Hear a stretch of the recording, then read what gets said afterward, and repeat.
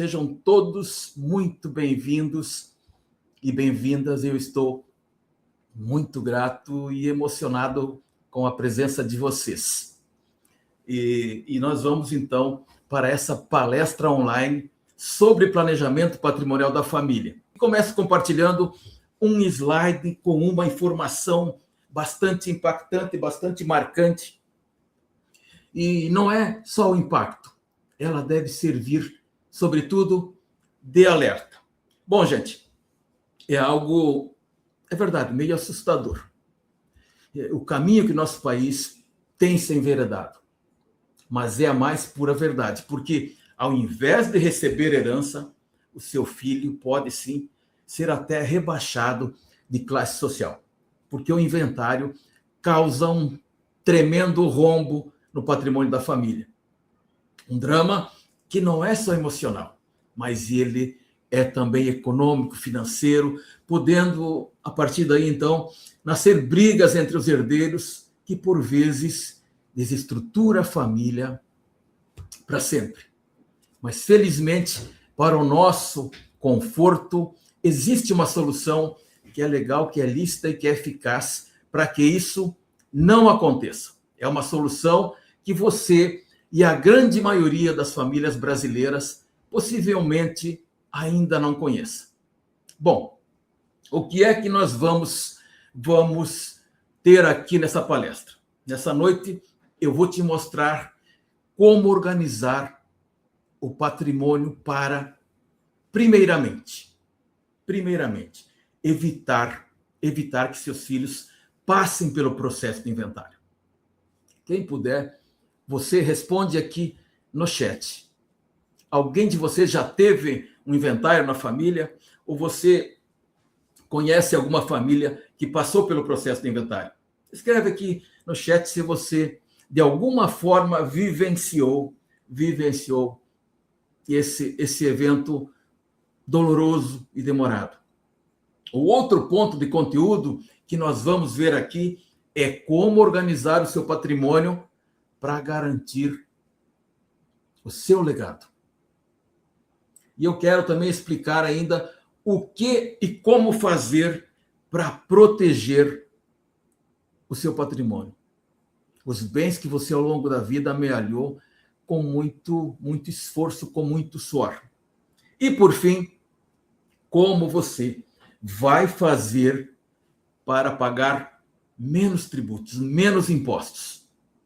Mas e se o governo, nesse exato momento, estiver nos ouvindo, vai descobrir que nós estamos aqui planejando para pagar menos impostos.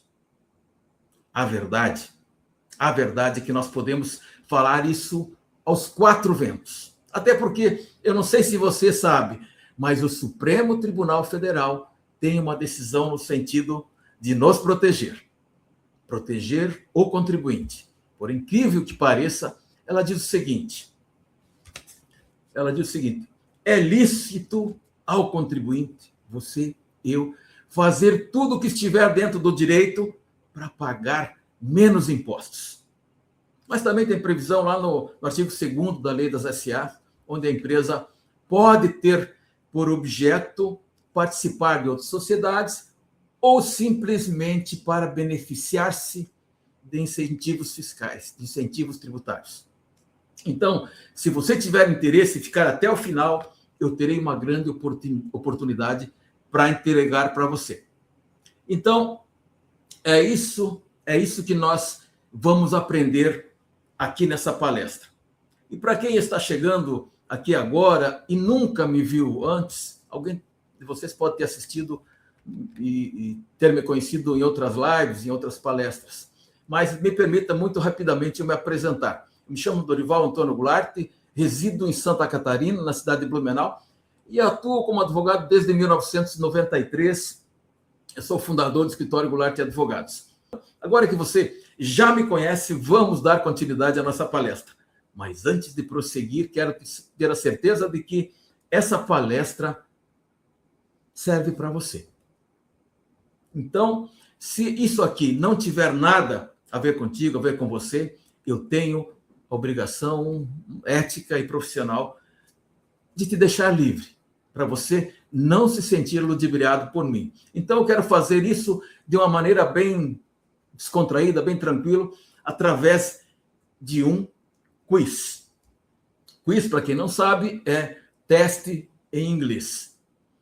Mas é mais entretenimento do que de avaliação de vocês.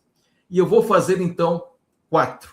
Vou fazer 4 perguntas, e nessas 4 perguntas, cada resposta terá um número de pontos. Você vai anotando aí a quantidade de pontos que você vai fazer. É importante você anotar para não perder a linha, para não perder a sequência do que nós vamos aqui apresentar, tá bom?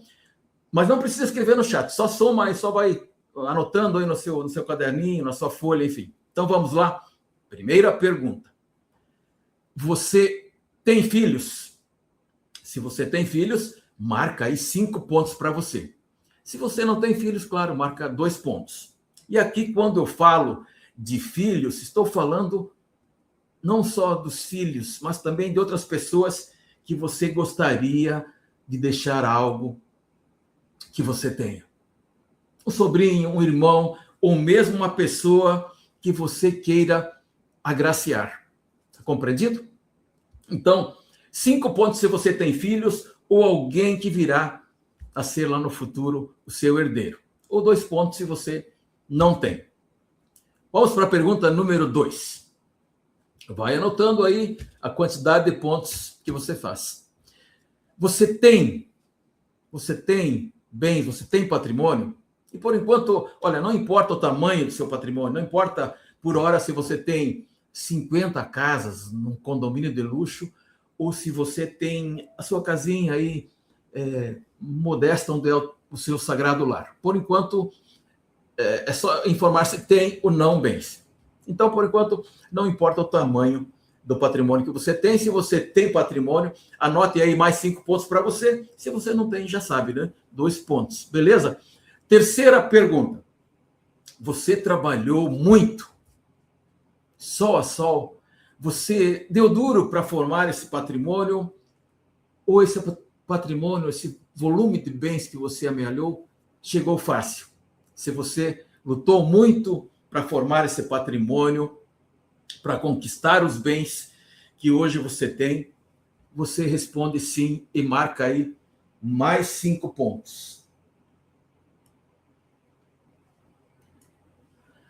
Mas eu recebi esse patrimônio que eu tenho, recebi praticamente todo ele de herança. Olha, vou te dizer uma coisa. Se você recebeu de herança alguém que amou muito você, batalhou de sol a sol para deixar isso para você. Então a resposta é sim.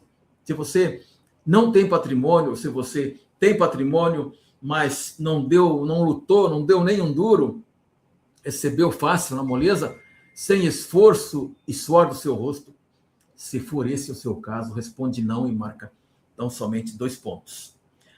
Vamos para a quarta e última pergunta. Você quer que os seus filhos recebam tudo isso ou você não se importa de dividir parte desse patrimônio com o governo para ajudar o Estado brasileiro? Se você quer que seus filhos recebam tudo, marque sim. E anote aí, você já sabe, 5 pontos para você. Agora, se você não se importa, anote 2 pontos, tá legal? Bem, acabaram aqui as minhas perguntas. Agora espero que você tenha anotado aí a quantidade de pontos que você acabou fazendo. E eu vou te entregar aqui um controle, uma espécie de gabarito. E o resultado é o seguinte. Vamos ver se alguém já respondeu aqui a pontuação. Não chegaram aqui a pontuação, mas eu vou entregar aqui então o gabarito para vocês. Se você fez até 9 pontos, olha, participar dessa palestra é meramente uma opção. É uma liberalidade sua. Eu não tenho muito o que te entregar, a não ser essa teoria toda. Mas se você quiser ficar com a gente, vai ser uma honra e uma grande alegria poder dividir aqui esse espaço com você. Agora, se você... Olha, aqui eu vejo Adriana, 20 pontos, Inácio, 20 pontos, Cláudia, 20 pontos, obrigada, Cláudia. Rafael, 20 pontos, Luiz Lazarotto, boa noite, 20 pontos. Muita gente com 20 pontos. Então, vamos lá. Agora, se você fez de 10 ou 14 pontos, eu vou te dizer uma coisa para você. É muito importante que você assista. Muito importante. E de 10 a 14 pontos, será de grande utilidade que você participe dessa palestra até o final. E, por fim, já pode estar escrevendo no chat o resultado e vocês já estão, porque será com base exatamente nesse resultado que nós saberemos se essa palestra é para você ou não. Então, se você fez 15 pontos ou mais, participar aqui não é só importante, é uma necessidade. Você tem que estar aqui. Então, responda aqui no chat qual foi a sua quantidade de pontos. Se você fez acima dos 15 pontos, esse aqui é o seu lugar. Se concentra em todas as informações que eu vou trazer aqui, porque elas vão ser úteis para você e para a sua família. Então, vamos lá para entender agora como isso tudo funciona. E a primeira informação é essa aqui, ó. Porque a gente fala de planejamento patrimonial? Por quê? Planejamento patrimonial é uma coisa bastante lógica e óbvia. E o que é o planejamento patrimonial? Planejar seu patrimônio é você organizar e proteger os seus bens.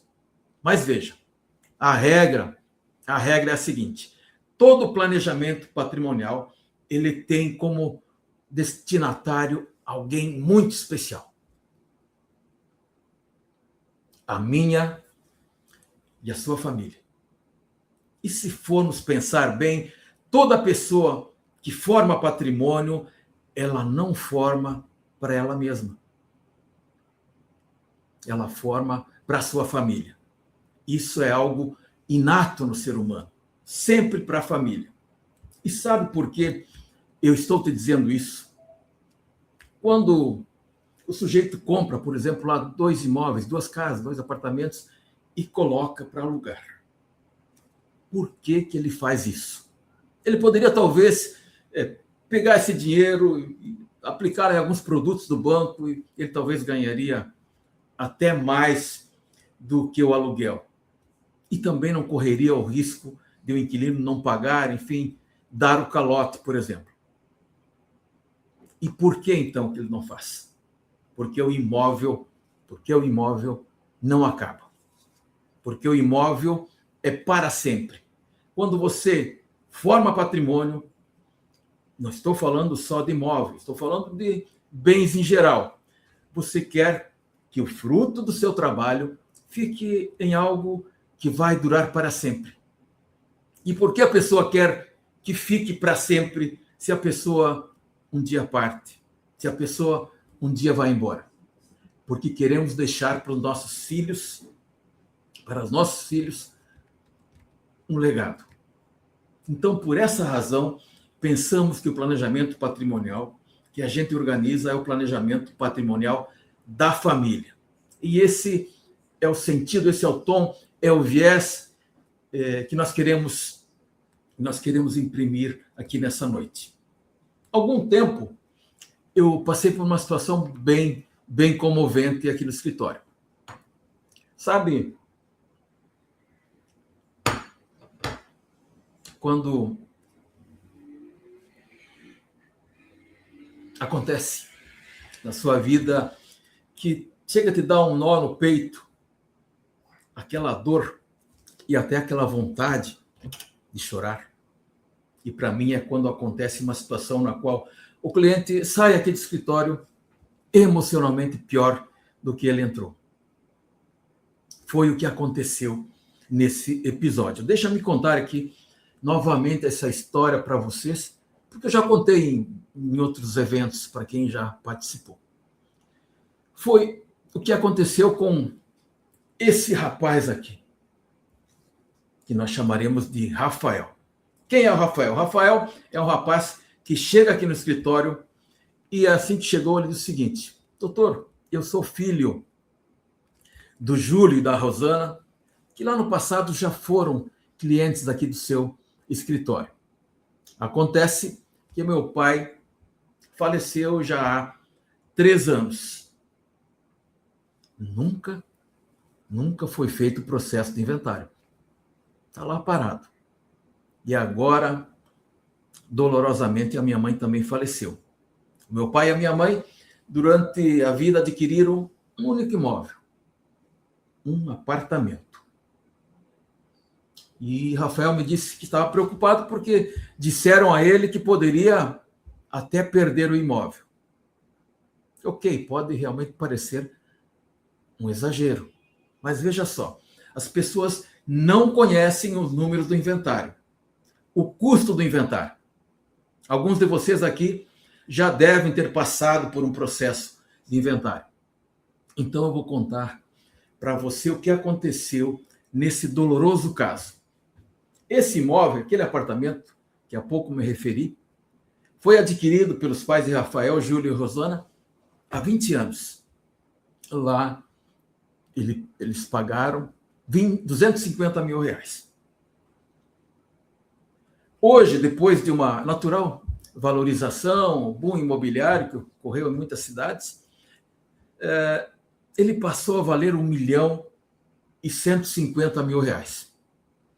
Agora vamos ver as despesas envolvidas nesse processo de inventário. Vamos começar aqui pelo imposto sobre a herança. Talvez você já saiba, o imposto sobre a herança é o ITCMD, que é o Imposto sobre Causa, Mortes e Doação. Então, quando eu falo aqui de imposto, estou me referindo ao imposto de transmissão, que é o ITCMD, que é o imposto dos estados, é devido aos estados da federação. Santa Catarina, Rio Grande do Sul, São Paulo, Rio de Janeiro. Ele tem uma alíquota que é progressiva e vai de 1 até 8% sobre o valor atualizado do bem. E depois, com a reforma tributária, mais adiante eu vou informar que esse imposto vai ter que ser progressivo em todos os estados. Então, vamos apurar aqui com o limite máximo, porque está na Constituição Federal de até 8%. E nesse caso, ele vai pagar só de ITCMD, imposto da herança, 92 mil reais. Depois, naturalmente, para fazer o inventário, seja esse inventário judicial ou extrajudicial, precisa estar assistido por um advogado da sua livre escolha. Aqui eu estou no estado de Santa Catarina, e em todos os estados tem uma tabela da OAB. E essa tabela prevê um percentual de 5 a 10% do valor dos bens, quando não houver litígio. Se houver litígio, daí é um outro percentual, é mais caro. Mas vamos considerar o mínimo, 5%, o que resultaria em R$ 57.500. Agora vamos para os cartórios. Tem que gastar com cartórios? Os custos do cartório de registro de notas lá no tabelionato, caso seja possível fazer pelo cartório, giram em torno de 0,5% do valor de mercado dos bens. Então estamos falando aqui de R$ 5.000. Tem documentos, tem certidões que nós precisaremos extrair. Vamos estipular aqui que o gasto com as certidões vai ser mais R$ 1.500. Certidões dos imóveis que você tem. Vai oscilar de acordo com o número de imóveis, mas nós faremos aqui 1.500. Depois de pronto esse inventário lá no cartório, ou mesmo no judiciário, depois de encerrado o inventário, ele ainda precisou passar esse imóvel para o nome dele, para o nome de Rafael. No cartório do registro de imóveis foram mais R$ 3.500. Então, apurando tudo, apurando, somando, fazendo a somatória aqui, o total que Rafael irá gastar com esse inventário será de R$ 159.500. Olha só isso, R$ 159.000 só para passar o imóvel que ele residia lá com os pais, com a família, para o nome dele. E o pai de Rafael passou, aliás, a vida inteira dizendo assim: isso aqui tudo, filho, um dia será todo seu.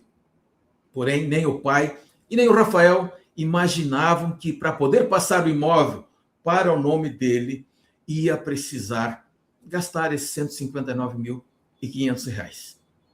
E qual é o maior problema aqui? Porque o Rafael não tinha esse dinheiro, não tinha esses recursos para fazer frente aos custos do inventário. O que Rafael se obriga a fazer, então, agora? Quem imagina, quem tem a solução, escreve aqui no chat. Infelizmente, foi se desfazer do imóvel. Vender o imóvel para pagar os custos do inventário. Quem aqui já ouviu o seguinte: teve que vender um dos bens só para poder pagar as despesas do inventário. Alguém já deve aqui ter ouvido isso. Quem já ouviu, isso coloca aqui no chat. Eu já ouvi. Então, o que aconteceu? Teve que vender o imóvel. Então, vejam só. Rafael está morando no imóvel. Então, ele precisa encontrar um comprador que, por assim dizer, adiante o dinheiro para ele, sem pegar a chave ainda. E esse comprador será um investidor. Não é um adquirente, não é um comprador que quer para usar como moradia. É alguém que quer comprar num preço muito abaixo do valor real. E isso é relativamente corriqueiro. Isso é recorrente no mercado. Nessas operações tem, inclusive, uma espécie de padrão, que é designadamente o deságio, o desconto que fica na casa de 20% a menos do que efetivamente vale o imóvel. Então, esse imóvel, que está no valor de R$ 1.150.000, R$ 1.150.000, ele foi alienado, foi vendido, vejam ali, por R$ 920.000. E olha só isso. Quando o herdeiro vende um bem que está no inventário, paga-se também por fora, mas estando no inventário, na venda desse bem, vai incidir o imposto sobre o chamado ganho de capital, apelidado aí de GCAP, ganho de capital. Mas, como eu disse, não é só imóvel do inventário. Se você vender o imóvel que você comprou por 500 mil e você vender por 1 milhão, você vai pagar o GCAP, que é o ganho de capital, sobre a diferença de 500 para 1 milhão, ou seja, sobre R$ 500.000, não precisa ter inventário. Você vendendo, você vai pagar esse imposto. É um imposto de renda, na verdade. É um imposto de renda sobre o ganho de capital, que é igual a 15% sobre a diferença positiva, a maior, na verdade, entre o valor que você comprou e o valor que você vendeu. Então, veja que aqui não é só o governo do estado que ganha com o imposto de herança. Aqui também o governo federal vai se beneficiar do chamado ganho de capital. Alguém aqui da plateia já deve ter pago o ganho de capital por ter vendido um imóvel no valor superior ao valor que adquiriu. Então, vamos agora retomar as contas. Me ajudam aí? Todas aquelas contas que eu já passei para você, e agora mais o imposto de renda pelo ganho de capital, que nesse caso foi de R$ 100.500. Veja ali na nossa planilha. Esse inventário teve o custo de R$ 260.000. Você percebeu uma coisa quando nós retomamos aqui as contas? O valor da venda não foi 1.150.000. O valor da venda foi de 920 mil. Então, Rafael teve 260 mil reais de gastos com inventário e com as perdas por ter se desfeito do imóvel a um valor menor do que o valor de mercado. E veja só, o saldo para o bolso do Rafael será de apenas 660 mil reais. Ou seja, Rafael perdeu, por assim dizer, quase a metade do imóvel. Isso representa uma perda patrimonial equivalente a 43%. E o mais doloroso e o mais triste: o Rafael não vai mais morar no mesmo prédio, ou talvez nem no mesmo bairro que morava. Vai ser, eu sei, é uma expressão dura, mas ele vai ser rebaixado de classe social por causa do inventário. Isso jamais deveria acontecer com as famílias brasileiras. Mas existe uma regra no direito brasileiro que diz o seguinte: preste atenção. Quem tem filhos e bens, quando parte desse mundo, os filhos precisam fazer o processo de inventário. Não é você, é evidente. São os filhos. Será o cônjuge sobrevivente. São os futuros herdeiros que precisam fazer o inventário e terão que suportar um processo caro, um processo demorado e doloroso. É a dor da espera. Entretanto, por outro lado, a boa notícia é que tem como evitar que esses seus filhos sejam enquadrados nessa regra. E por quê? Porque você não é lá o Júlio e a Rosana, que nós estamos como exemplo, pais do Rafael. Graças a Deus, você está aqui e eu tenho a possibilidade de explicar isso para você. Tem como evitar que seus filhos sejam enquadrados nessa regra. Então, tem como você evitar que seus filhos passem pelo processo de inventário. E como que nós vamos fazer isso? Como que você vai fazer isso? Realizando uma mudança de paradigma, uma mudança de modelo mental. Então, mudar de pensamento. Você, na verdade, foi criado, você foi educado, você cresceu, você amadureceu, você criou patrimônio dentro de um ambiente que parecia que não precisava aprender nada sobre aquisição de patrimônio. Não teve nada para ser aprendido para comprar bens. Como você vai adquirir um patrimônio? Eu vou comprar um carro, por exemplo. Vou lá, pago, coloco no meu nome, no CPF e saio rodando com o carro. Vou comprar uma casa, um apartamento, eu vou lá no cartório de notas e escrituro no meu nome, novamente, no meu e no seu CPF. Beleza? Só que o seu nome, o meu nome, um dia acaba. O meu e o seu CPF um dia também se acaba, mas o bem fica. E aí precisa fazer o inventário. Então, como eu disse, o caminho é mudar esse paradigma no qual a gente adquire bens em nosso CPF e entender uma coisa chamada institucionalização do patrimônio da família. Institucionalização do patrimônio da família.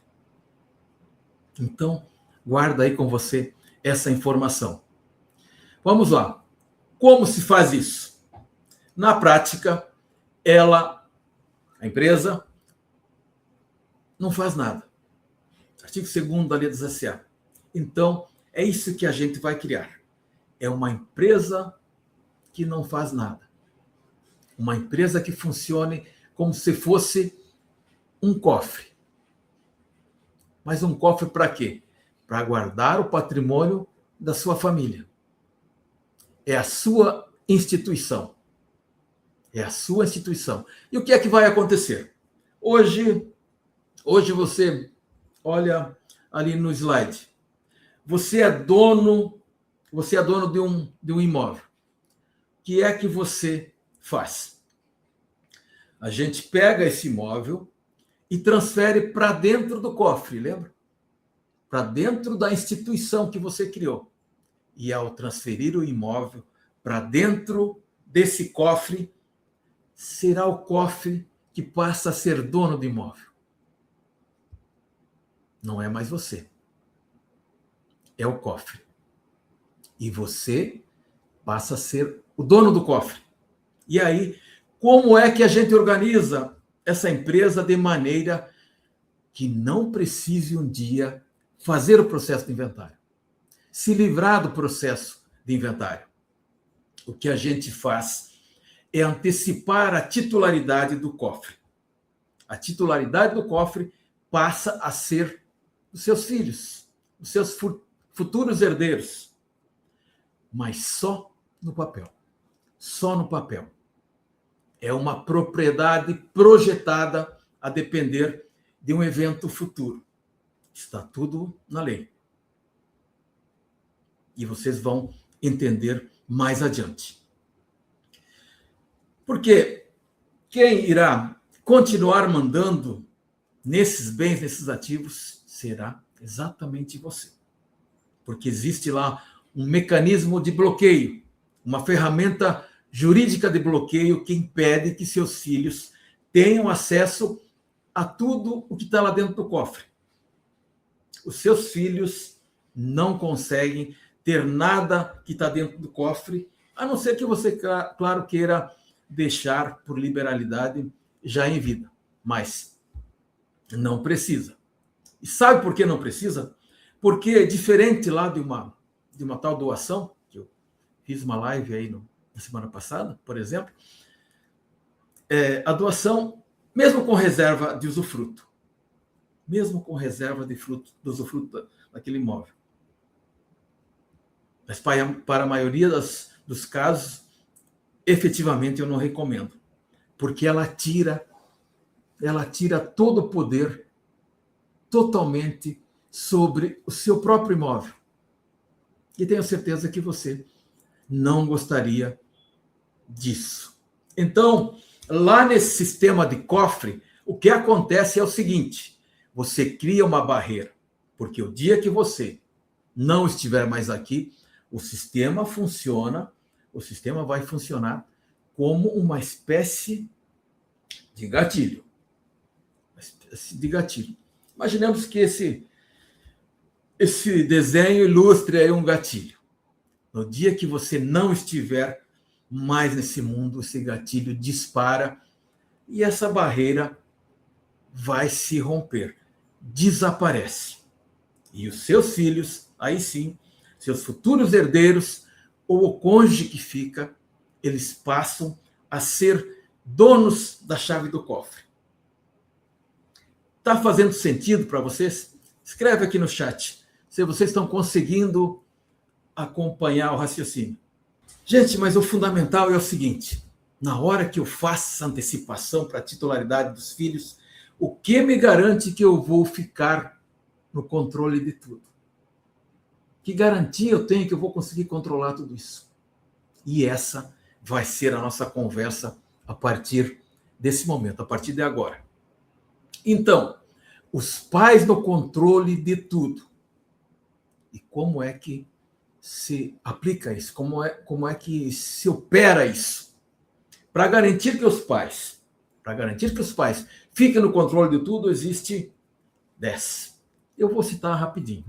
10 elementos que eu vou compartilhar com vocês. E que elementos que são esses? Podemos ir para o primeiro. Os filhos não podem vender nada. O nome disso, no direito civil, se chama inalienabilidade. Inalienabilidade. Mas o que é isso? Apesar do nome dos filhos estarem lá, eles não conseguem vender. E isso é fundamental para proteger, na verdade, o nosso sistema. Não importa qual é o regime, o segundo, não importa qual é o regime, só colocar, não importa qual é o regime de casamento que seus filhos adotaram. Então, se o teu filho se casou pelo regime de comunhão universal, comunhão parcial, separação, não importa. Seja qual for o regime de bens do casamento do seu filho. Ou, mas meu filho não é casado ainda. Bom, aí até é pior. Se ele não é casado, é pior porque você nem sabe qual vai ser o regime de casamento dele lá no futuro. Mas com o sistema, não importa qual seja o regime de bens de casamento. No direito, nós aqui juristas denominamos isso de incomunicabilidade. Incomunicabilidade. É isso que vai gerar uma proteção. Mas isso resulta de um conjunto de cláusulas que a gente estrutura aqui para garantir que os seus bens não se comuniquem dentro do regime de bens do casamento do seu filho ou da sua filha. Ou seja, se tiver um filho e esse filho se divorcia, por exemplo, não vai ter problema, porque isso não entra no montante a partilhar. Não entra na partilha dele com a ex-esposa, com o ex-marido. Simplesmente não entra. Podemos ir para o terceiro elemento, os filhos. Os filhos não perdem na justiça. Seus filhos tiverem algum revés na justiça, não irá alcançar os bens. E o quarto elemento, os pais também não perdem na justiça. E esse é o mais fácil de todos. E por quê? Porque você agora, como a titularidade foi antecipada para os seus filhos, o nome que está lá já não é mais o seu, a despeito de você continuar mandando nos bens. Vamos acrescentar aqui o quinto elemento. Os terceiros não têm poder e não herdam. E quem são os terceiros aí, gente? Os terceiros são nominadamente os genros e as noras. Existe um arcabouço de formatação jurídica que impede que eles sejam herdeiros. Número 6, os pais controlam não só o sistema, mas os pais controlam, inclusive, todos os bens que estão lá dentro do cofre. E o elemento 7. Aquele gatilho, lembra? Veja só que bacana. Aquele gatilho ele pode disparar na partida do primeiro ou do segundo genitores. Sim, o pai e a mamãe. No primeiro ou no segundo. Então, deixa eu explicar isso aqui, vamos lá. Lembra que eu mostrei que aqui na tela o gatilho? Então, o que é esse gatilho? Tem uma barreira que protege, que separa e impede que os filhos de ter acesso ao cofre. E que eles só passam a ter acesso ao cofre quando os pais não estiverem mais aqui. Mas qual dos pais? Porque você sabe, os pais, a rigor, não partem juntos. No momento em que um parte, que um falece, o gatilho pode disparar só no segundo. Às vezes a família fala, não quero. Se acontecer, quando partir o primeiro, já dá acesso aos herdeiros da parte daquele pai, daquela mãe que partiu. E está, na verdade, tudo certo, tudo bem. Mas isso é uma decisão que a família vai tomar quando constituir o sistema. Lembre-se, no primeiro ou no segundo cônjuge. E o oitavo elemento, os pais podem até continuar com a chave, com parte da chave, mas detendo o poder todo com ele. Então, apesar dos filhos estarem lá no cofre, os pais também estarão lá dentro estão eles controlando tudo que está dentro do cofre. Não é de fora, é lá de dentro. E todo o poder está com os pais, com os patrimonialistas. Os patriarcas nunca perderão o poder. Diferentemente lá da doação com reserva de usufruto. Nono elemento, estamos nos encaminhando para o final, né, da lista de elementos. Você pode, olha que bacana isso aqui, você pode até estipular com quem e com o que, e isso é bem interessante, aquele determinado patrimônio vai ficar. Você já pode destinar para quem irão aqueles patrimônios elencados. Aqui nesse sistema de planejamento patrimonial da família, você pode decidir já quem vai ficar com que bem e qual o momento que ele vai ter acesso a esses bens. Chegando aqui, então, ao 10º elemento, o último, você pode estipular quem comanda e que negócio. Ah, doutor Goulart, eu tenho uma empresa, eu quero estipular que meu filho X, mesmo depois que eu não estiver mais aqui, ele continue eternamente no comando da empresa. E não que seja compartilhado essa gestão com outros futuros herdeiros. E é bem tranquilo isso também. Então, agora, dados esses 10 elementos, eu quero te dar um elemento a mais. Um bônus. Olha que bacana isso. Você pode até desistir se não quiser. Você pode voltar atrás se esse for o seu desejo. E agora, olha só isso. Um sistema que tem uma economia astronômica, gigante, em relação ao inventário. E por que ela tem essa economia gigante? Lembra das contas do inventário? Onde o total de gastos foi de R$260 mil, lá no caso do Rafael. Olha só isso, nesse sistema, como é que vai funcionar? Olha só, o imposto, que é aquele mesmo imposto sobre a herança, ele muda aqui. Nesse caso aqui do Rafael, tá ok? Ao invés dos R$92 mil, que nós já conversamos sobre isso, passaria a ter um desembolso de apenas R$20 mil. Isso porque no inventário, a base de cálculo desse imposto, é sobre o qual incide aquela alíquota, que vai até 8%, é o valor de mercado do bem. É avaliado pelo município, dá discussões, não, o município diz que vale 2 milhões, você sabe que não vale, mas a rigor vai valer o que o município disser. Mas no sistema de planejamento patrimonial, a base de cálculo é o valor de aquisição. Aquele lá da declaração do lado do ajuste anual do seu imposto de renda. Se você for buscar, possivelmente, dos imóveis que você tem, do imóvel que você tenha, se você comprou há 10, 15, 20 anos, talvez lá esteja a R$50 mil. E hoje seu imóvel pode estar valendo R$1 milhão. E está tudo certo, é assim mesmo que funciona. Mas é aquele valor do imposto de renda que nós... E pode, tá? No regulamento do imposto de renda que pode incorporar lá dentro do cofre, opcionalmente, pelo valor do imposto de renda, que é muito mais baixo, ou pelo valor de mercado. E não vai interessar lançar pelo valor de mercado. Aí vem os honorários de advogado, porque nós, afinal de contas, também precisamos receber.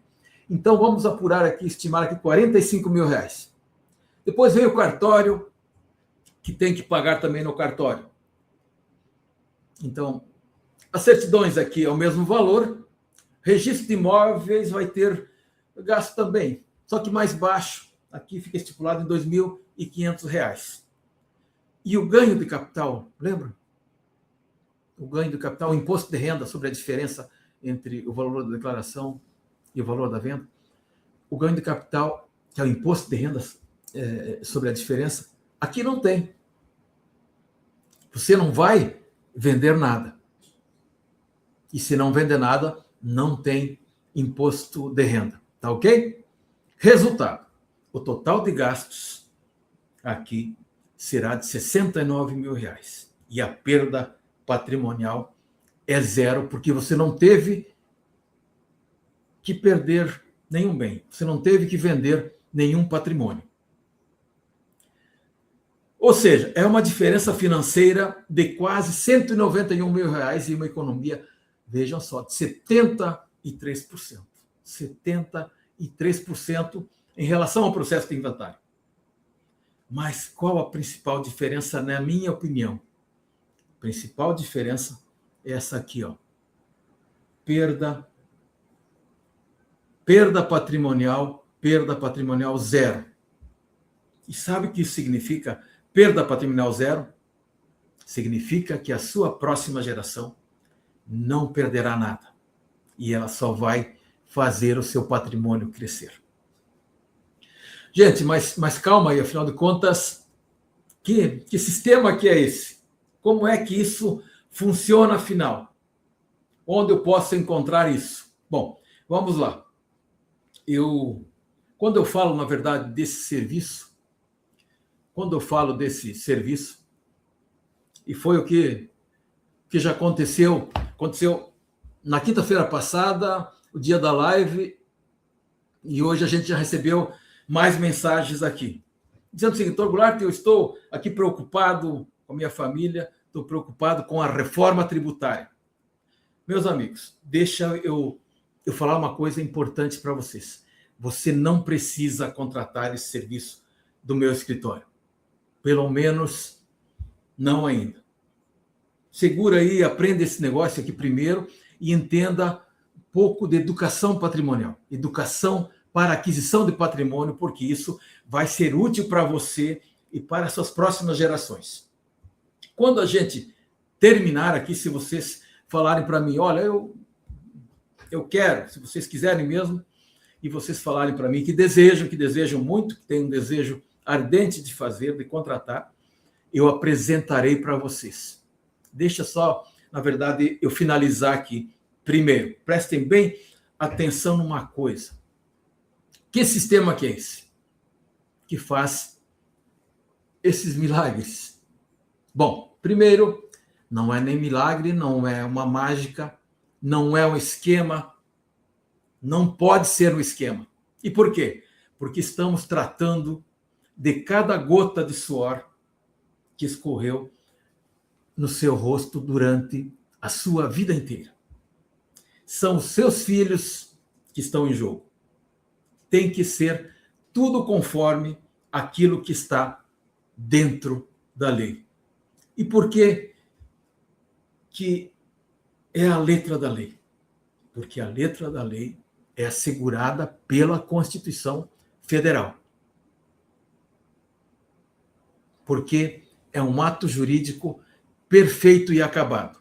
Não pode ser uma tese, tem que ser a letra da lei.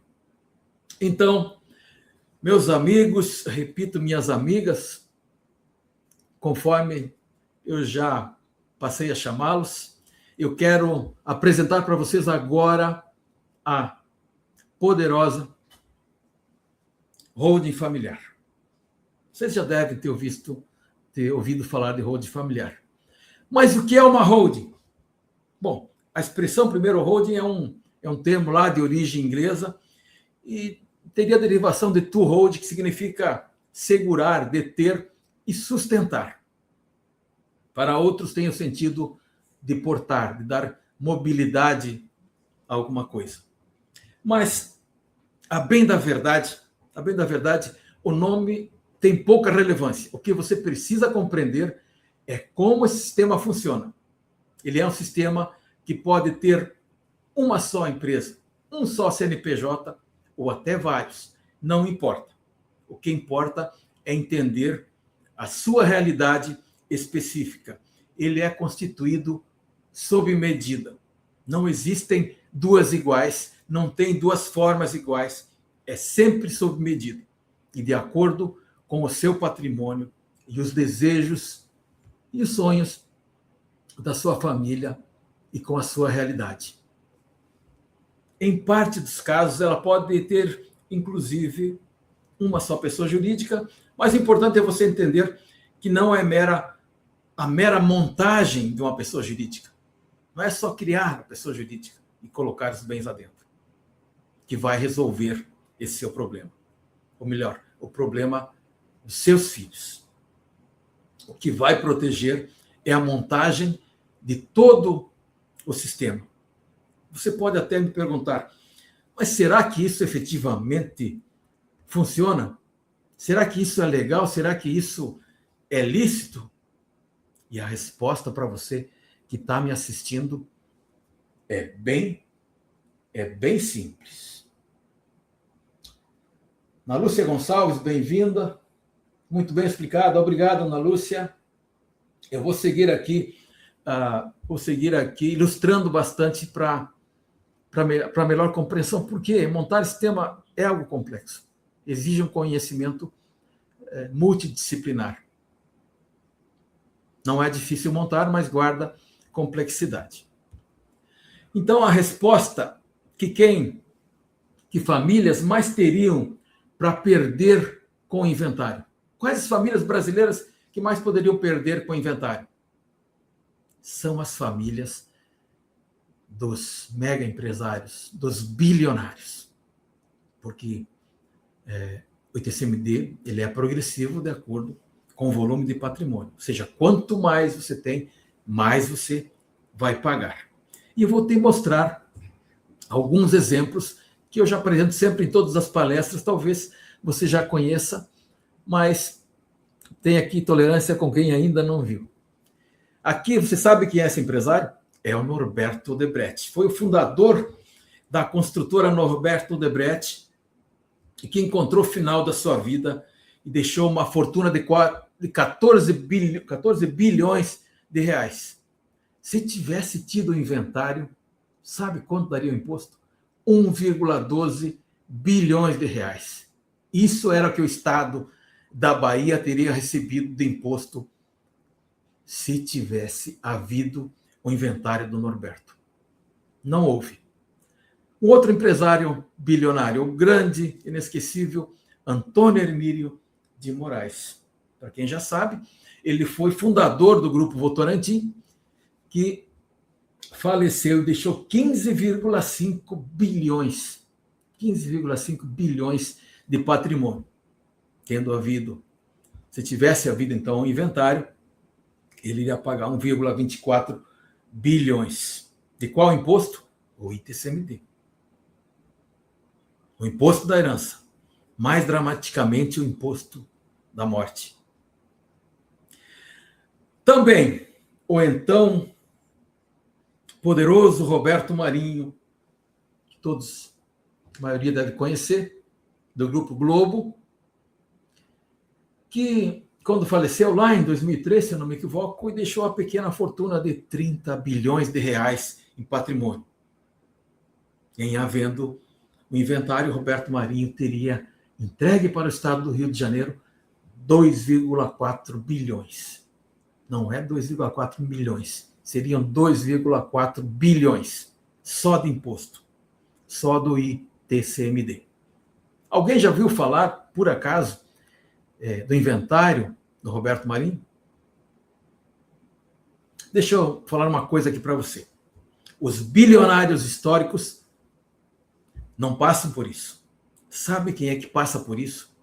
O sujeito que enriqueceu pelo talento, pelo esforço, como artistas, como atores de televisão, atletas, jogadores de futebol. Não que os empresários citados não tenham se esforçado. Mas esses que passaram para o inventário é uma triste realidade. Por exemplo, essa pessoa aqui. Então, essa foi a realidade, por exemplo, do Gu Liberato, do Agnaldo Timóteo, que também não tem slide, do Chico Anísio e, mais recentemente, do Cid Moreira. E agora, mais recentemente ainda, ele não faleceu ainda, mas Estênio Garcia está passando por um problema ainda em vida. Está passando por um drama familiar. por causa também lá daquela doação que nós nos referimos. Você deve ter acompanhado aí na televisão. Existem tantos outros que faleceram e deixaram as famílias numa batalha interminável com o inventário. Mas e por quê? Porque essas pessoas não nasceram ricas, não nasceram em berço de ouro, não foram bilionários como esses empresários que eu acabei mostrando. Aliás, iguais a eles, tem uma infinidade de outros. Eu acho que esse sim vai ter slides. Personagens relativamente conhecidos para muitos. Se você abrir uma revista chamada Revista Forbes, que é uma revista que trata de economia e de negócios, você vai ver uma infinidade de bilionários que faleceram nos últimos 10 anos. Vai ver lá o Roberto Civita, do Grupo Abril, o Moisés Safra e o irmão dele, Edmond Safra, do Grupo Safra, o Samuel Klein, das Casas Bahia, José Alencar, que foi ex-vice-presidente da República e dono da Coteminas. E ainda aqui, a saudosa Dirce Navarro de Camargo, do Grupo Camargo Correia. Então, esse sistema é feito de forma ostensiva. Ostensiva e às escâncaras. Não é para ser feito escondido de ninguém. Não é fazer para esconder. É fazer para, não para ostentar, mas para figurar a qualquer público que precise. Por isso passa por cartórios, passa por registro de imóveis, passa por junta comercial, então é aberto, não precisa esconder nada. Mas vamos seguir, podemos? Para que serve uma holding familiar? E eu vou destacar aqui pelo menos 7 pontos para os quais a holding familiar vai servir. Primeiro, evita o inventário. Evita o doloroso processo de inventário. Então, com a holding feita de modo correto, você não vai, seus filhos, aliás, não vai precisar passar pelo processo de inventário. Evita terceiros se envolvendo com o seu patrimônio.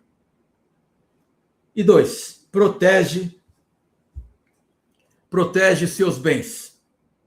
Eles estão dentro do cofre, você lembra? Estão lá segregados e protegidos. Terceiro, preserva o seu legado. Sabe, você que é um empreendedor, que é um empresário, e de repente algum de vocês são empresários e trabalham duro a vida inteira para construir e manter a sua empresa. E não sabe se seus filhos ou seu filho vai seguir ou não. Através do sistema de holding familiar é possível você construir a gestão dessa empresa, independente de seus filhos tocarem ou não. Ou eles podem contratar um governante, um gestor. E a função disso é para dar perenidade a esse seu legado. É possível deixar isso também tudo planejado para você. O quarto, vamos lançar aqui, preserva a harmonia da família. Isso é fundamental. A tranquilidade psicoemocional não tem preço. Não tem preço nos nossos dias. Como não tem que falar de herança, não vai ter briga. Não tem perspectiva de discórdia. E o 5, organiza os seus negócios. Os negócios ficam organizados e segregados do jeito que você para de ter risco. 6, economiza em impostos e aluguéis. Para quem tem imóveis alugados, dependendo do montante da receita, ter uma holding familiar é, na verdade, uma grande necessidade. E sobre esse tema, eu produzi já uma live na semana passada sob o título, está aí na tela, mas não vai para lá agora, fique aqui conosco. Impactos da reforma tributária para quem tem renda de locação. Então, essa live, a live está disponível aqui no canal do YouTube. você vai lá naquela aba ali, ao vivo, e vai encontrar facilmente. Bom, a reforma tributária já começou, e você sabe, a ser implementada paulatinamente, gradativamente. E quem não se preparar vai pagar caro. Agora, mesmo que a reforma tributária já tenha iniciado sua vigência, porque ela vai ser totalmente implementada só lá até 2033, ainda dá tempo de você organizar os seus bens, reduzir os impostos e proteger o seu legado. É exatamente isso que o planejamento patrimonial permite. Então, você pode estar gastando dinheiro que não era para gastar. Vamos retomar aqui, então, com o ponto 7. Institucionaliza o patrimônio da sua família. Institucionaliza o patrimônio da sua família, de modo que deixem de ser personificados e passam a ser institucionalizados. E através disso, o que eu sempre falo, fará você viver para sempre. Porque essa organização, esse sistema, olha só, gente, nós temos clientes aqui que dão para a Hold o próprio nome deles. Olha que maravilhoso isso. É o nome dele, o nome da esposa, ou seja, não tem como ser esquecido. Lá, 2, 3, 4 gerações depois, tem lá aquela instituição chamada com o nome dos patriarcas. Isso é história. Isso é o verdadeiro legado. Vamos lá. Que bens você pode colocar dentro da holding? Quais os bens que você pode colocar dentro da holding? Primeiro, você pode colocar naturalmente imóvel. Seja urbano, seja rural, estando no Brasil ou fora do Brasil, seja qual for o seu imóvel, você pode colocar ele dentro do seu cofre, dentro da holding. O que mais podemos colocar? Você tem lá uma fazenda, gado. O gado também pode colocar. São os chamados, no direito civil, os chamados semoventes. Semoventes é o nome que se dá lá no direito para se referir a gado e outros animais. O que mais pode ser colocado? Veículos. Pode, se for o desejo, colocar veículos. O que mais? Aeronaves e embarcações também poderão estar lá. Participações em empresas. Participações nas empresas também. As ações, que também não deixam de ser participações em empresas, você pode colocar dentro da holding. Investimentos financeiros. Investimentos financeiros você também pode colocar. Em resumo, tudo, quase tudo. Todo tipo de bem você pode trazer para dentro do sistema de holding. Você vai olhar de fora para os seus bens. Você vai olhar com maior acuidade visual e de gestão, porque você está de fora, mas continua mandando nos bens. E vamos ver quem pode ter uma holding familiar? Quem é que pode ter uma holding familiar? Primeiro, quem tem patrimônio grande. Esse tem que ter. Não há discussão. Ele tem que ter um sistema de planejamento através da holding familiar. Segundo, quem tem um patrimônio razoável, apenas razoável. Por exemplo, não é só valores que definem, mas talvez a partir de R$1 milhão já seja o caso de você ter também uma holding. Ainda, quem tem um patrimônio pequeno, pode ser que precise, terá que ser analisado. Eu vou te falar mais. Tem casos que até quem não tem nenhum patrimônio ainda, mas que está pretendendo adquirir, cria uma holding. Mas deixa eu deixar claro, a holding Não é para todo mundo. Não é para todo mundo. Contudo, quase todo mundo pode ter uma holding, se esse for o desejo. Para quem que realmente não faz sentido ter uma holding? Quem não tem nada? Ou tem um bem de valor modesto e nem tem a pretensão de ter mais. Vai ter uma holding para quê? Não tem a menor necessidade. Agora, quem é que poderá estar dentro da holding, dentro do sistema de holding familiar? Primeiro, os patriarcas, os pais. Os pais estarão lá.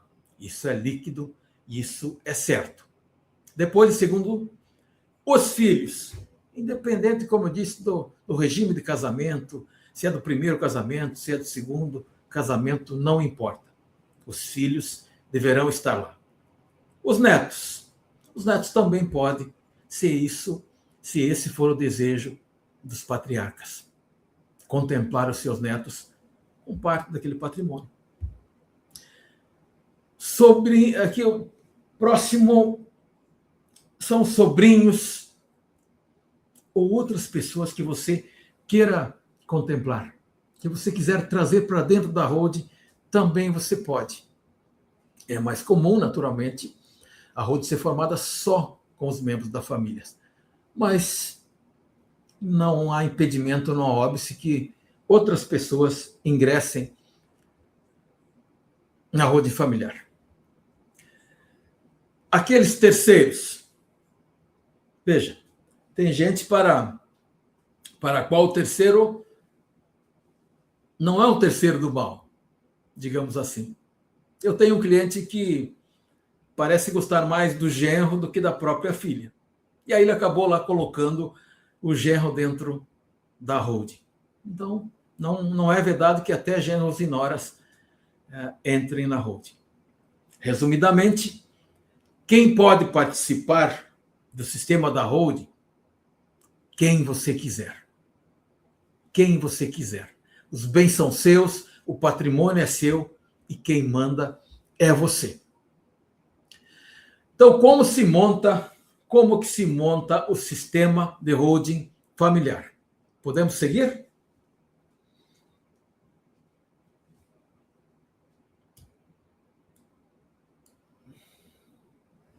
A Cíntia novamente aqui. Não quero que meus filhos passem pelo inventário, deixar o governo morder quase 50% dos meus bens, doutor. É isso, Cíntia. E o planejamento, ele é feito, a holding familiar é exatamente para isso, para evitar que seu patrimônio, que você lutou a vida toda, caia num processo de inventário. Podemos continuar? Então, como se monta o sistema de holding familiar? Agora vem a parte importante, não saia daí. Serão 3 fases, 3 etapas para montar a holding. E a primeira etapa é a criação da instituição.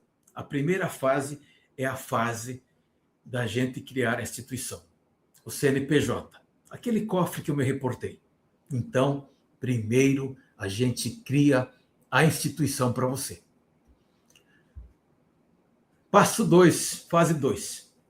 Depois nós vamos fazer e trazer o patrimônio para dentro dessa instituição que foi criada. Ou seja, faz a institucionalização do patrimônio. Em terceira etapa, terceiro passo, construímos todos aqueles elementos que eu falei para você, os quais garantem perpetuação, perenidade familiar, ou seja, para que aquele patrimônio, aquele legado continue se perpetuando no tempo e vinculado à sua família, às pessoas que você mais ama. Os bens vão passando de geração para geração automaticamente. E o que é isso?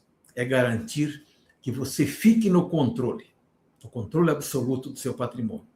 que tem lá aquele sistema de barreiras, que tem aquele gatilho que nós falamos, e a cada geração isso vai sendo transmitido, repito, automaticamente. Compreendido? Tá ok? E agora? Agora, para a gente poder avançar aqui, eu quero falar um pouco para você sobre como é esse serviço de holding familiar. Quando você decide criar a sua holding familiar, é lógico, não é você que vai fazer tudo isso. Então, não é você que vai fazer essa burocracia, é claro. É um profissional especializado em planejamento patrimonial que vai ter condições e competência para realizar e entregar esse serviço para você. Então, 3 etapas. O serviço de planejamento é feito em 3 etapas. São 3 fases em que a última é aquela que eu acabei de falar, que é a implantação, a execução. Mas sempre vai começar com na primeira etapa, que é a sessão de viabilidade. A primeira etapa é o que chamamos de sessão de viabilidade. É uma sessão de diagnóstico.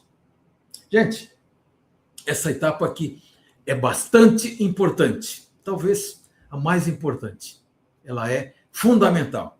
Então preste bastante atenção nesse ponto. Eu quero falar para você sobre o que é a sessão de viabilidade. A sessão de viabilidade não é, na verdade, um mero atendimento, não é uma mera consulta. É um momento de investigação. Especular sua vida. Sobre cada detalhe da sua família, cada uma das pessoas que compõem a sua família, sobre cada um dos seus bens, como eles foram adquiridos, quanto valem, como é que vai ficar à disposição de tudo isso. E muito principalmente para entender o seguinte: o que é que você deseja? Ah, mas eu quero só seguir a lei. Sim, nós vamos seguir a lei. Porém, contudo, não vamos falar de lei agora. Eu quero saber primeiro o que é que você deseja. E eu falo aqui de um desejo ardente de proteger o seu patrimônio e proteger a sua família. Eu sou advogado e aí eu vou te dizer que se você, aquilo que você quer, aquilo que você efetivamente deseja, tem alguma contrariedade ou não com a lei. Mas eu quero saber exatamente qual é o seu desejo, qual é o teu sonho ideal. E uma sessão de viabilidade é um negócio que leva aqui, então, um certo tempo acontecendo. E esse tempo consome em torno de 1h30 e até 2 horas. Vai depender, claro, da complexidade. Então, ali, a gente, preferencialmente, lembrando, junto com a família, é muito importante que você traga outras pessoas que vão participar dessa etapa, para que essas pessoas acompanhem e até possa eventualmente opinar, se for o caso. E olha, você vai ficar muito mais seguro se a sua família te ajudar a decidir. Não decida sozinho. E daqui a pouco eu falo mais sobre a sessão de viabilidade, porque ela tem um detalhe bem importante. E a segunda etapa é o croquis estrutural. É onde a gente pega tudo o que ouviu de você, e enxerga o seguinte: qual é a solução para essa família, para a sua família? Ah, essa família realmente, o melhor caminho para ela vai ser a criação da holding familiar. Perfeito. Agora que eu já sei que solução, qual é exatamente a solução,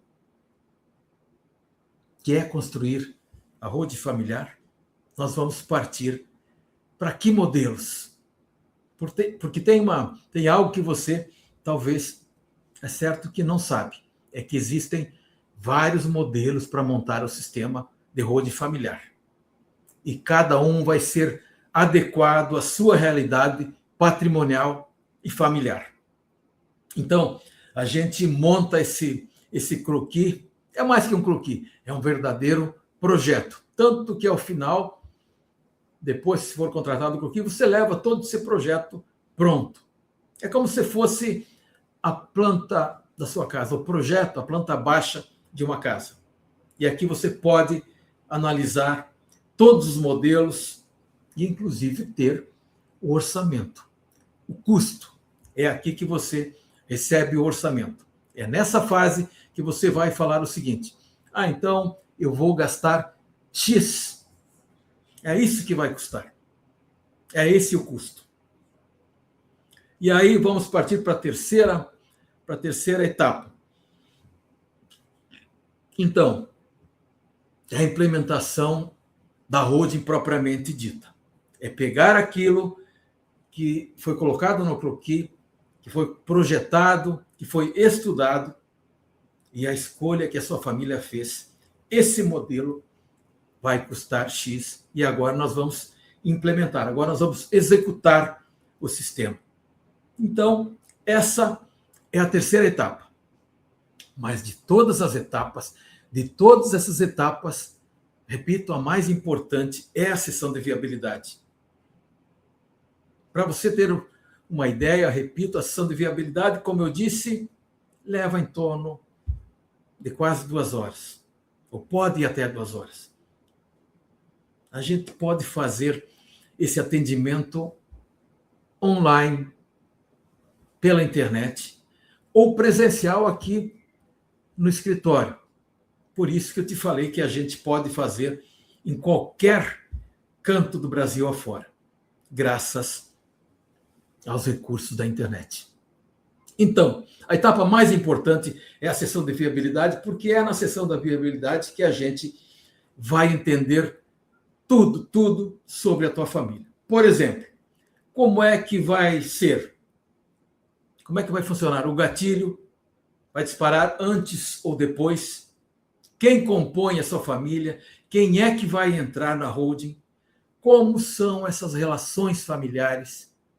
Todos os filhos vão participar? Algum filho vai ter que ter uma reserva para ele, se esse filho não desejar entrar, porque ele também terá que ser protegido? Tem negócios empresariais envolvidos? São todos esses detalhes que serão necessários para essa análise. Tem um bem só? Tudo bem, legal, até mais cômodo e mais fácil. Não, tem 50 ativos, 50 imóveis. Vamos falar sobre cada um deles. Então, essa sessão de viabilidade, repito, leva em torno de até 2 horas com você. E em toda essa preparação, nós vamos entrar em contato, a minha equipe vai entrar em contato com você, vai fazer junto com vocês, até chegar à sessão de viabilidade.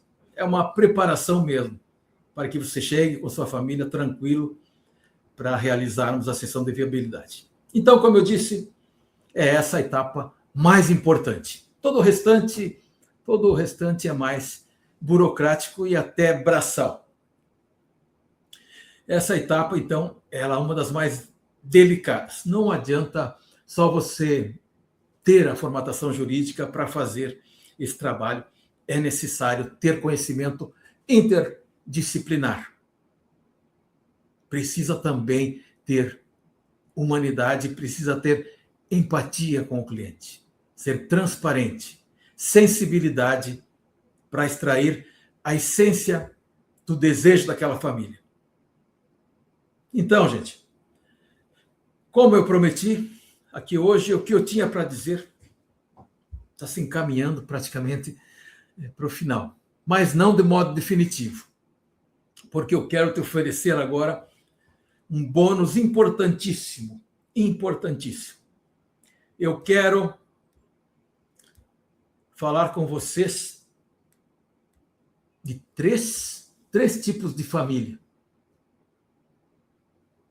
3 tipos de famílias que passam a existir aqui a partir desse momento, desse minuto. Então, a partir de agora, o mundo se divide em 3 tipos de famílias. Vamos lá? Bom, o primeiro... Bom, e eu estou aqui agora com a sensação de dever cumprido, de missão cumprida, porque eu entreguei para você absolutamente tudo o que você precisa saber sobre o problema de não ter um planejamento patrimonial. Todas as consequências. E quem tem o planejamento patrimonial não passa, não vai passar por esse problema. Te expliquei como se dá esse sistema e como é feito o serviço. Então, a minha missão aqui hoje, assim espero, está plenamente cumprida. Agora vamos, então, para os 3 grupos de famílias que existem. O primeiro deles, não se choque, mas é composto pela família dos ignorantes. Ignorantes não é no sentido pejorativo e ofensivo. Ignorantes são aqueles que não têm esse conhecimento, que não assistem a essa palestra, que não participou disso. Hoje é um ignorante. Mas, Goulart, você está xingando essa seletiva plateia de pessoas ignorantes? Não, não é xingamento. É no sentido literal da palavra. E o que é, na verdade? Olha só, eu até peguei aqui hoje esse grande dicionário Aurélio, que faz 30 anos esse ano. Esse dicionário é de 1986. E pelo amor ao conhecimento, eu coloquei aqui o que o Aurélio diz. O que o Aurélio diz sobre a ignorância, sobre o ignorante. Então, ele diz ali, ó. Disse de ou pessoa que ignora, que não tem conhecimento de uma determinada coisa. Então, não é ofensivo. Por exemplo, eu aqui sou um ignorante em mandarim ou chinês. Eu não sei como se pedir lá num balcão, num restaurante, um x-salada em mandarim, um copo de água em mandarim. E por quê? Porque eu sou ignorante. Porque eu não faço a menor ideia sobre o mandarim. Mandarim e tantas outras línguas. Aliás, eu estou muito distante de ser um poliglota. Então, eu sou um completo ignorante nisso. Assim como quem tem bens e não sabe nada sobre esse tema dessa palestra, hoje é o ignorante, no sentido de ser uma pessoa que ignora a existência de uma solução. E qual é o problema dos ignorantes? Que, claro, não é o caso de nenhum de nós, de vocês aqui. Os ignorantes vão adotar algumas medidas, soluções que acreditam que funcionem. Por exemplo, os ignorantes vão adotar a doação. A doação de bens em vida, eu já falei, doação é só quem mesmo ignora as consequências dela, é quem a adota. Porque na doação, você perde o controle sobre os seus bens. Você não manda mais totalmente nos seus bens. Os seus bens, seu patrimônio, às vezes, ficam no controle, inclusive, dos terceiros. E quem é que são os terceiros, se vocês lembram?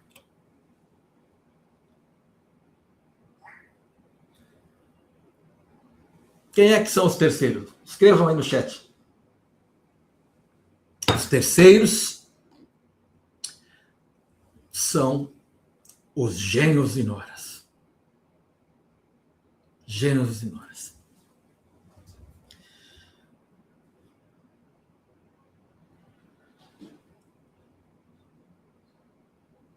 Mas isso não tem problema para você. Se isso não tem problema para você, está tudo bem, você até pode fazer a doação. O segundo é o testamento. Todos vocês conhecem e já ouviram falar de testamento. Olha, O testamento é bem complicado aqui no Brasil. O testamento é quase uma coisa de filme, de novelas. Ele é um potencial gerador de brigas e desentendimentos familiares. Se tiver testamento, obrigatoriamente, necessariamente, vai ter que ter o inventário. Não se livra do inventário. Então, o testamento não resolve. O outro caminho, tem o seguro de vida. O terceiro elemento, então, é o caminho, é o seguro de vida. Eu tenho seguro de vida e sugiro que você também contrate. Contrate seguro de vida. Mas para deixar o benefício, você paga um prêmio lá mensal, mas deixar o benefício para as pessoas que você ama, guarnecidas numa eventualidade, num sinistro, e não para pagar para o governo, não para pagar o imposto de renda. Compreendido? Vamos seguir aqui. O segundo grupo são os chamados procrastinadores. Procrastinadores. E quem são os procrastinadores? Vamos voltar aqui para o dicionário Aurélio, bem rapidinho para não cansá-los. Então, procrastinador vem do latim procrastinare, transferir para outro dia, adiar, delongar, demorar, espaçar, protrair. Então, essas pessoas são os procrastinadores. É aquele que sabe do problema, sabe da dificuldade de passar por um inventário, do mal que ele causa, mas ele fica adiando a solução. Deixa tudo para depois. Mas você que está aqui até agora, a toda evidência, muito óbvio que você não faz parte desse grupo.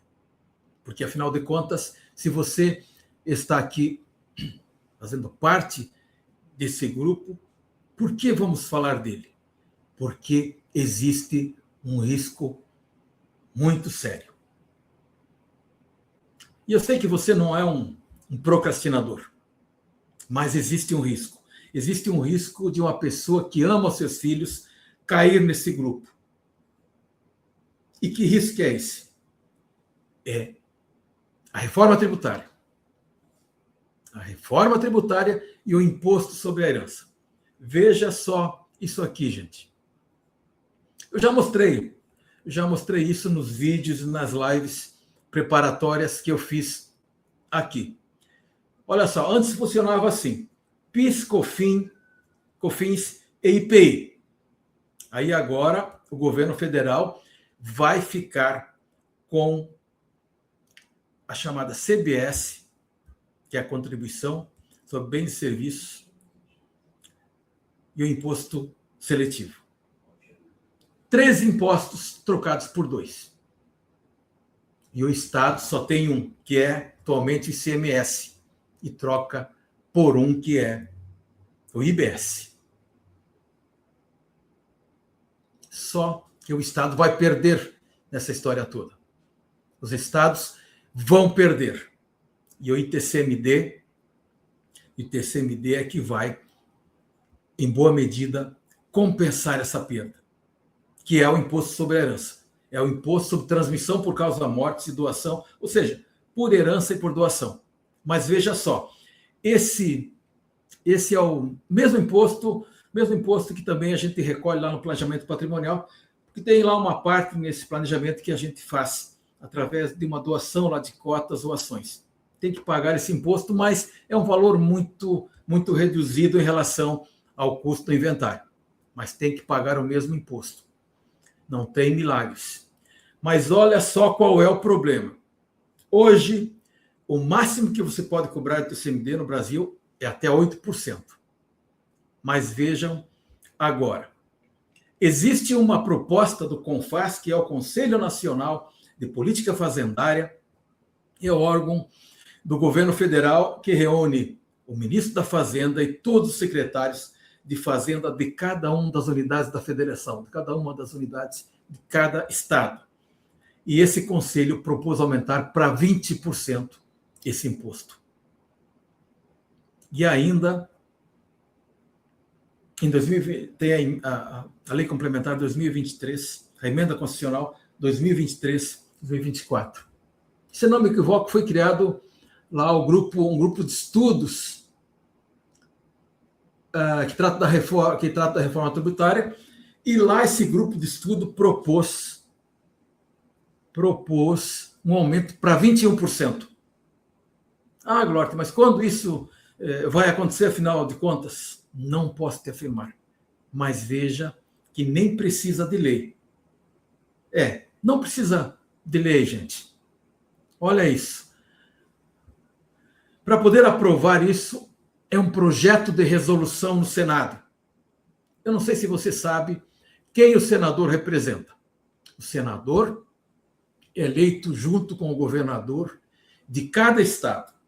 O senador, então, é o representante do governo dentro do Poder Legislativo Federal. É isso que ele é. É um representante do Estado. E os estados propuseram aumentar para 20%. E agora cogitam a possibilidade de aumentar para 21%, o que seria extremamente oneroso para o seu patrimônio. Então, para aprovar isso no Senado, essa resolução não precisa de lei. Basta que tenha a maioria simples. Você sabe o que é a maioria simples no Senado? Eu vou te explicar aqui rapidamente. Temos 81 senadores. Basta a maioria simples, ou seja, 41 senadores.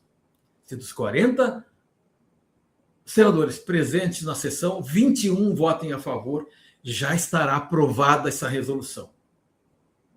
Você entendeu como é fácil para o governo? Então, eu não tenho a menor dúvida que esse aumento pode sim acontecer. Mas antes de falar sobre os argumentos perversos que o governo terá, gostaria de colocar um vídeo com uma fala do então ministro Haddad, que hoje já não é mais. Eu não sei quem é o atual ministro. Quem lembrar de quem é o ministro, coloque aí, por favor. Mas vamos, então, para esse vídeo, essa fala do ministro Haddad. Grandes heranças. A pessoa tem patrimônios aí de centenas de milhões de dólares, bilhões de dólares. O imposto é muito baixo no Brasil.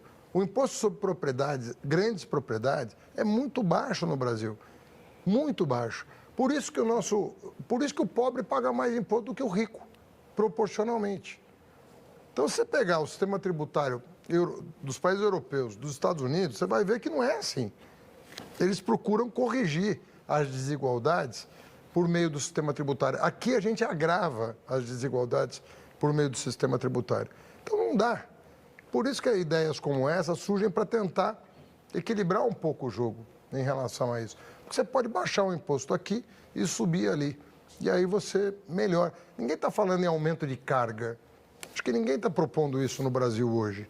Aumentar a carga tributária.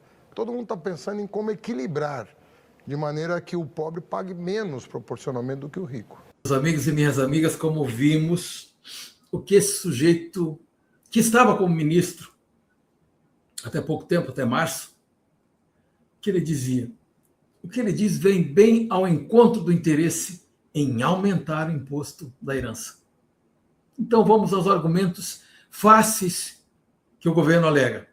São 3 argumentos que são muito fáceis, mas que prefiro chamar, ao invés de fáceis, chamar de perversos e de nefastos e não de fáceis. Sabe que 3 argumentos são esses? O Estado, o governador do Estado, a Assembleia Legislativa irão dizer: não sou eu que quero aumentar. É uma nova ordem. É a Constituição Federal agora que está dizendo. Olha, e é verdade. Olha isso. A Constituição Federal de 1988 Olha lá, deixa eu só trocar meu óculos aí. Olha lá. O artigo 155 da Constituição Federal, ele fala assim, ó, compete aos estados e ao Distrito Federal instituir o imposto sobre, olha ali, ó, olha lá o inciso 1, transmissão, causa mortes e doação. E aí vem o parágrafo 1º e fala assim, o imposto previsto no inciso, ou seja, o ITCMD, o imposto da herança, olha ali só o inciso 6º, destacado.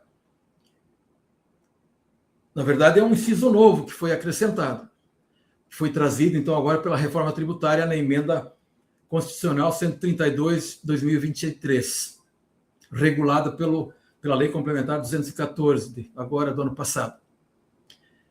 Ele está dizendo o seguinte, esse imposto vai ser progressivo em razão do valor do quinhão legal que for doado. Ou seja, se hoje o teu estado cobra 2, 4, irá colocar, poderá e deverá, aliás, por determinação constitucional, deverá passar até 8%. É a ordem da Constituição que ele seja elevado. Não é uma escolha. Tem que ser progressivo. Não é mais uma opção dos estados. Você me entende? Comente aqui no chat o que você acha dessa possibilidade grande de esse tributo aumentar. Segundo argumento perverso. O Brasil é um dos países que menos tributa a herança no mundo. E nisso, aí, o então ministro tem razão, é bem verdade. Você sabia que isso é verdade? E olha só, o imposto sobre a herança pelo mundo afora. Na França, 60%. No Japão, 55%. Na Alemanha e na Suíça, 50%. Luxemburgo, 40%, estranho ser 48%, normalmente é números redondos. Luxemburgo, 48% nos Estados Unidos, o presidente da República já falou, porque lá nos Estados Unidos, o cidadão recolhe 40%. Na Inglaterra, também 40%. O nosso vizinho, aqui na América Latina, o Chile, 25%. E o Brasil? Olha ali, 8%.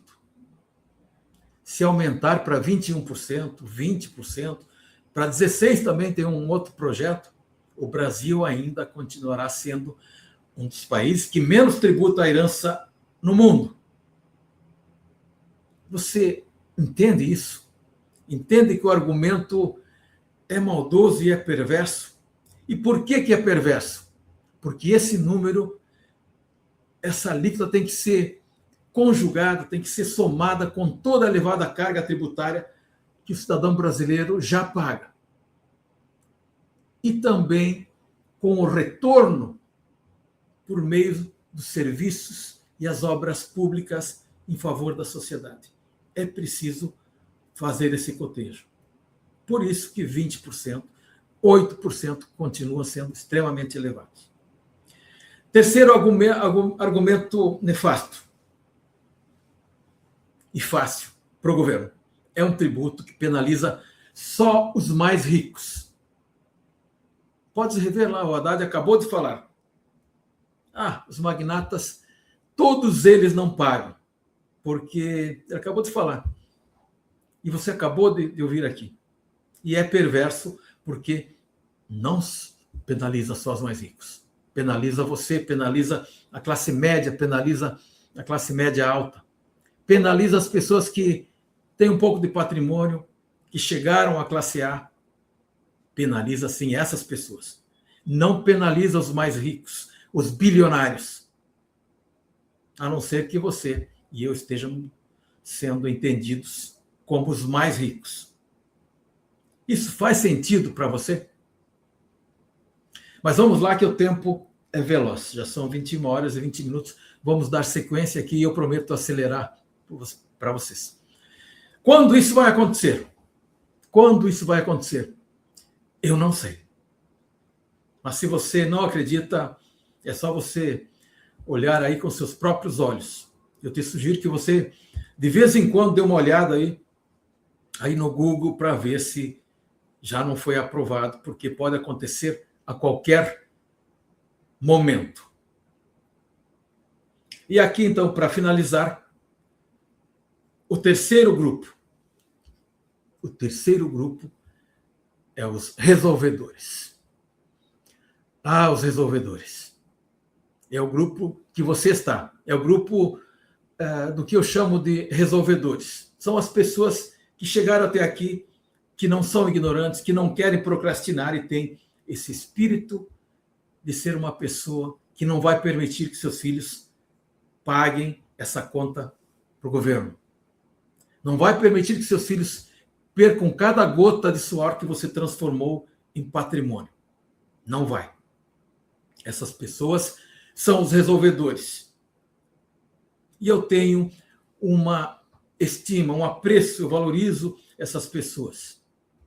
Então, os resolvedores, eles merecem, na verdade, toda uma condição especial nossa. E foi isso que eu decidi criar aqui no escritório. E eu fico muito à vontade para falar a partir de agora para você. Os resolvedores, eles merecem todo o nosso apoio. E de que maneira eu posso apoiar os resolvedores? Primeiro, uma das formas que a gente tem de ajudar as pessoas, que são agora aqui os resolvedores. Olha ali para o site. Se você chegar lá no site agora, Goulart Advogados Associados, e apertar naquele botãozinho ali, quero ser atendido. Bom, ali, ó, quero ser atendido. Você abre uma caixinha, vai informar ali que a primeira agenda disponível é lá para a segunda quinzena de maio, 21 de maio de 2026. Então, por favor, ainda não faça isso, porque já aconteceu essa semana, como eu disse, ontem, aliás, que as pessoas clicarem ali e já marcarem a sessão lá para 21 de maio. Não faça isso, porque a gente teve que pedir, inclusive, para eles segurar por hora. Então, não dá para ser assim desse modo. E por quê? Porque eu sei da sua vontade, da sua necessidade, que é fazer antes do aumento eventual do imposto da herança. Caso isso ocorra, para 21%, e aumentar também o imposto da doação, para 21%. Então, a primeira forma foi criar uma agenda extraordinária de sessão de viabilidade para atender você ainda dentro do mês de abril. Iremos aqui nos mobilizar e montar uma espécie de mutirão. Todos vocês que precisarem desse serviço e que estão aqui, nós vamos conseguir, com esse mutirão, atender, acredito, dentro ainda do mês de abril. E a segunda forma, vejam só, a segunda forma que eu tenho aqui para ajudar os resolvedores, é com o que eu chamo de incentivo aos resolvedores, de apoio e apelo aos resolvedores. E como é que isso funciona aqui? Como isso funciona aqui dentro do nosso escritório? Também lá na mesma janelinha que eu te mostrei antes, tem a informação ali que o valor da sessão de viabilidade é de R$ 1.800. Você clicando ali, vai para uma página de pagamento da Hotmart. A gente usa a Hotmart para receber o nosso serviço, que é, então, condições normais, de R$ 1.800. Estão acompanhando até aqui? Respondam aqui no chat. Então, esse é o valor do nosso serviço. Mas o que é que a gente fez para você? Criamos um link especial.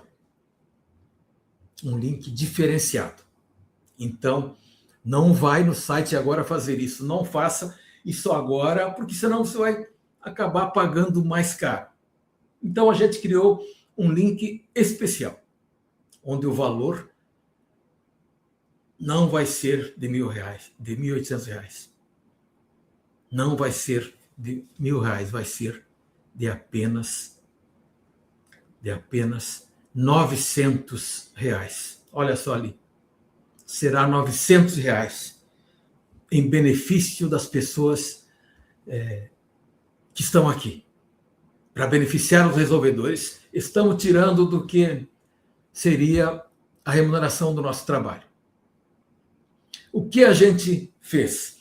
Essa janela, vamos dizer assim, de R$ 900, ela dura só até terça-feira, dia 28 de abril, até às 23h59. Então, só até a terça-feira. Depois disso, depois dessa data e horário, só pagando o valor integral de 1.800 e marcando lá para o mês de maio. Beleza? Como é que a gente faz para criar uma situação melhor ainda para as pessoas que estão assistindo aqui agora ao vivo? Tem 61 pessoas aqui ao vivo.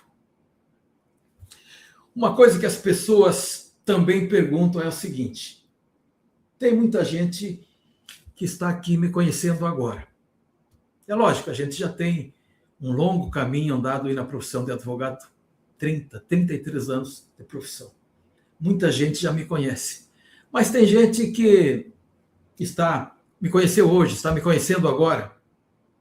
Qual é a garantia que você tem que isso vai dar certo?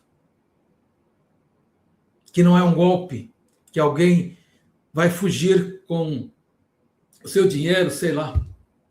Bom, primeiro a gente utiliza o sistema da Hotmart, que é extremamente um lugar, uma plataforma segura. E esse sistema, ele te dá 7 dias para você poder cancelar. Mudou de ideia, não quer mais, por isso da importância do desejo ardente que eu me referi. Mas você terá ainda assim 7 dias. Então, veja, quando você fizer o pagamento, a minha equipe vai te ligar, vai fazer esse contato em até 2 dias úteis. A minha equipe vai fazer esse contato com você para poder agendar a sessão de viabilidade. Mas você tem 7 dias para cancelar, se essa for a sua vontade. E tá tudo bem. Ou seja, caso você não seja contratado dentro de 2 dias, é só você cancelar e você não paga taxa nenhuma, não paga nada, é tudo de volta. Tudo de volta de forma automática. Não tem que fazer nada, não tem que falar comigo e nem com ninguém aqui da minha equipe. É direto na Hotmart, sem precisar falar com ninguém. É só apertar o botão lá e você pega o seu sagrado dinheiro de volta. E tem gente que diz para mim: Goulart, eu quero isso e eu preciso envolver a minha família nisso. Eu já disse. E te sugiro fortemente, você precisa envolver a sua família. Se você quer marcar a sessão de viabilidade, é importante que você envolva a sua família. E as 3 opções que você tem são, a primeira delas, então deixar tudo como está. Não fazer nada. Paciência, isso, meus filhos que lá na frente resolvam. Cara, é a sua opinião e eu tenho todo o respeito. A segunda opção é você também buscar outro profissional que domine a técnica e você pode contratar. Não precisa ser aqui comigo. A minha alegria, a minha felicidade é poder transmitir para você esse conteúdo. E a terceira opção é não perder tempo e agendar, como eu disse, sessão de viabilidade. E você vai dar início ao seu planejamento patrimonial. E eu encerro por aqui. Repito, muito grato a todos vocês por ter honrado o seu valoroso tempo. Nós vivemos numa época da chamada economia da atenção. Então, quando eu consigo manter aqui 45 pessoas, 2 saíram é uma grande alegria e uma grande honra. Obrigado pela audiência aqui nessa nossa palestra online sobre planejamento patrimonial da família. Obrigado novamente. Um beijo no seu coração. Fiquem todos com Deus. Ótima noite, ótimo final de feriado a todos vocês.